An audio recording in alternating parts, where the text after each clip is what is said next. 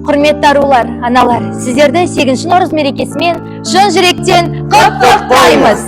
Мереке қарсаңында Есенов жастары көп балалы аналарды қуантуға шықты.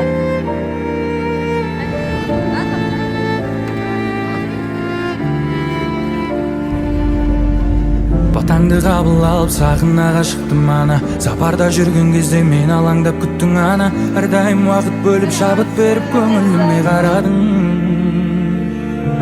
Я мама, әр сөзің алтыннан бағалы бар мәні. Біз үшін жаныңды арнадың бәрі де. Сенің арқаң ана жан, ана жан.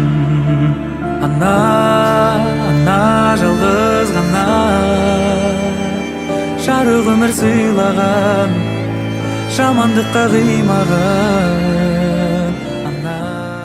Ең бірінші деймін, келе жатқан 8 март мейрам бәріңізге құтты болсын. Сіздерге рахмет.